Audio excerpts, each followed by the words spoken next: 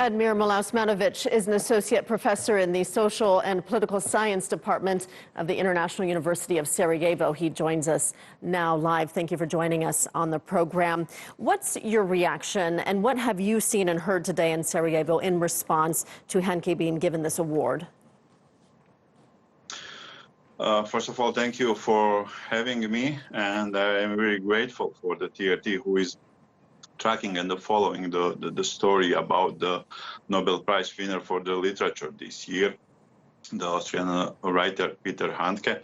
In Sarajevo, I can say that actually we are facing the anger and some kind of people's awareness that the casualties, that the atrocities which were committed against the Bosnian Muslims, Bosniaks during the aggression, the war, are not so much important for the people in the Europe, actually in the Sweden.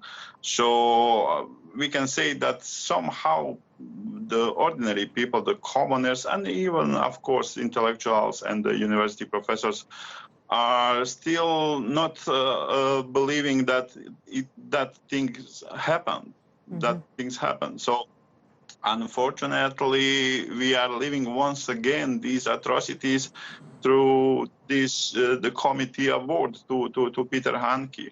The response by the Bosnian side, from the Bosnian intellectuals, public workers, as I mentioned, the ordinary people, was distrust in aims of the committee. And as we know, Peter Handke supported Slobodan Milosevic, the Balkans butcher. Few days after the genocide was committed in Srebrenica, he visited the site of Srebrenica, celebrating how he said, and I'm quoting, the liberation of that small Bosnian town. Somehow it is surreal, but unfortunately it's the real world that we are living in. Right. The Swedish Academy, the head of the Swedish Academy, says the award is an endorsement of Handke's literary merit, not an endorsement of his political view. Is it possible to separate the two? How can the Academy justify this? I don't believe that they can justify it. It is not possible to separate it. We can say that he's probably good, brilliant writer, whatever, but at the end, as a human being, he is not respecting the suffering of the mothers of Srebrenica, who lost their families, the whole families, in the genocide.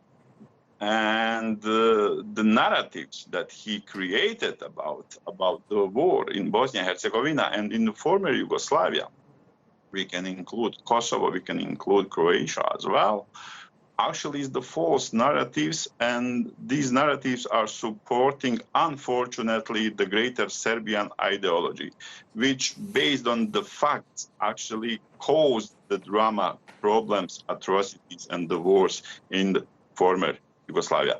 So if he is aware that he is supporting weird, evil ideology, I hope that he at least knows something about atrocities committed in the name, on behalf of that ideology. Then we cannot separate him from his literature, definitely. And if you ask me, I will be very straight.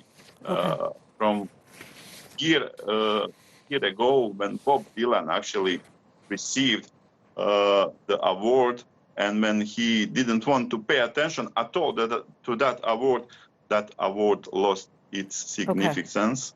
But today, actually, we have to speak.